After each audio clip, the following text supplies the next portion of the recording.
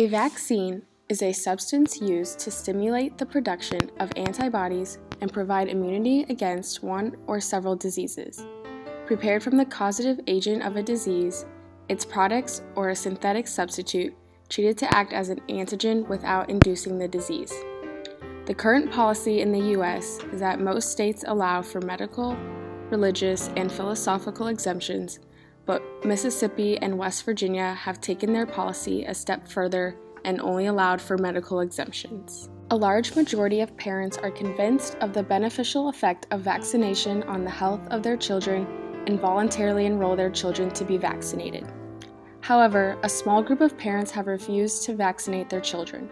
Traditionally, the most well-known objectors are members of religious groups, predominantly Protestant Christian congregations, who argue that vaccination interferes with divine providence. In recent years, however, we can encounter a growing modern anti-vaccination movement, which argues that the dangers of vaccinations far outweigh the benefits. Unlike the more religious groups that are primarily inwardly oriented, this new anti-vaccination movement actively and successfully reaches out to new parents through anti-vaccination websites and TV celebrities. An important factor here is the controversy a decade ago that vaccines can lead to autism. In a case study published in March 2008, government health officials have conceded that childhood vaccines worsened a rare underlying disorder that ultimately led to autism-like symptoms in a young girl named Hannah, and that she should be paid from a federal vaccine injury fund. Experts on autism spectrum disorders believe that most cases are caused by a combination of genetic vulnerabilities and environmental factors. There may be hundreds of roads to autism, involving numerous combinations of genes and external factors. It cannot be concluded that vaccinations led to autism in Hannah's case because she had an underlying mitochondrial disorder and she received an unusually large amount of vaccinations in a short amount of time. More research has been done linked to this case study, and there has not been proven a direct link to autism and vaccinations. The issue of religious and secular exemptions has also gained considerable attention in current political theory. On what grounds can exemptions to general law be justified?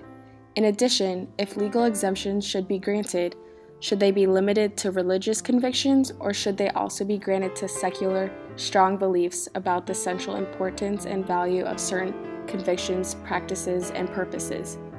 What feature of religion makes it so special that it deserves protection from state interference?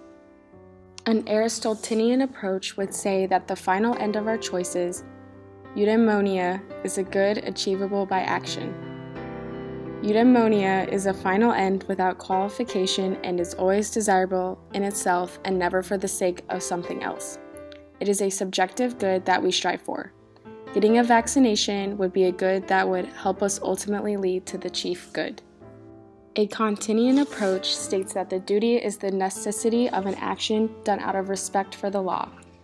Vaccination is a maxim that should be followed if at the same time you will that it become a universal law. According to Kant, we ought to respect the law.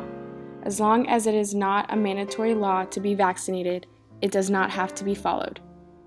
You cannot use someone as a means to get to an end, so therefore you cannot force someone to get vaccinated because it is not a universal law. A utilitarian approach promotes happiness and minimizes pain. The basic principle is to do actions that maximize the net utility or satisfaction of everyone affected by them. The principle of utility is a balance between harm and benefit.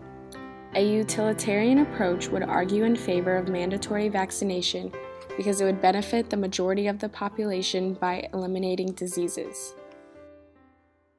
Millions of kids each year get immunized to protect against disease. Diseases like smallpox and polio now affect far fewer people because of widespread vaccination.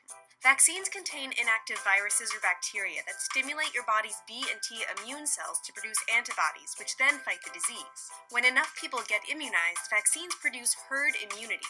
When someone is sick, the disease is contained by those who've had the vaccine, preventing it from spreading further and getting to those that are most vulnerable. But if only a few people are vaccinated, the disease spreads easily through the population and outbreaks can occur. In 1998, a paper in a major medical journal proposed a link between autism and the vaccination for measles, mumps, and rubella. The popular press and some celebrities fueled anxiety about vaccinations based on this report. Some vaccinations can have side effects like soreness and fever, but autism is a complex neurobehavioral disorder that occurs with a spectrum of symptoms.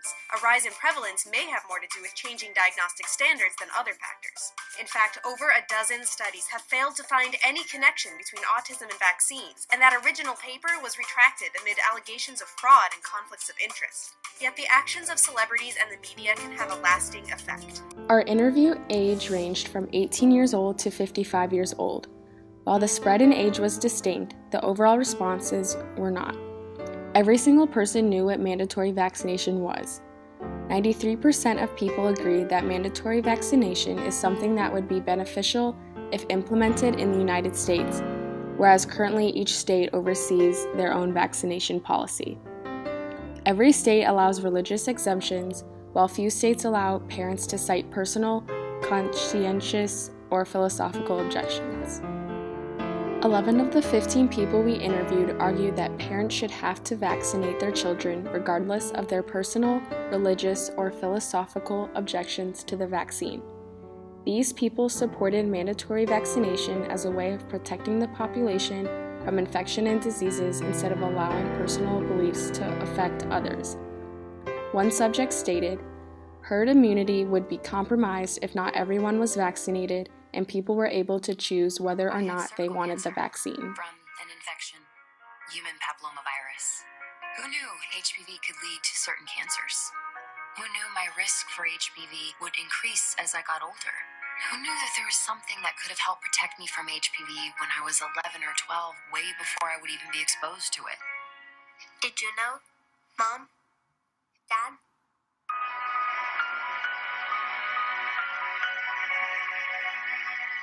I was infected with HPV. Maybe my parents didn't know how widespread HPV is. While HPV clears up for most, that wasn't the case for me. Maybe they didn't know I would end up with cancer because of HPV. Maybe if they had known there was a vaccine to help protect me when I was 11 or 12, maybe my parents just didn't know. Right, Mom? Dad? 4 of the interviews opposed the others by saying that they believed in democracy and citizens being able to choose what goes into their body in this free country. Each person said that they would vaccinate themselves and their children because they see the benefits of vaccination, but that every person should have the right to choose what goes into their body and no one should be forced into having to do something they don't agree with.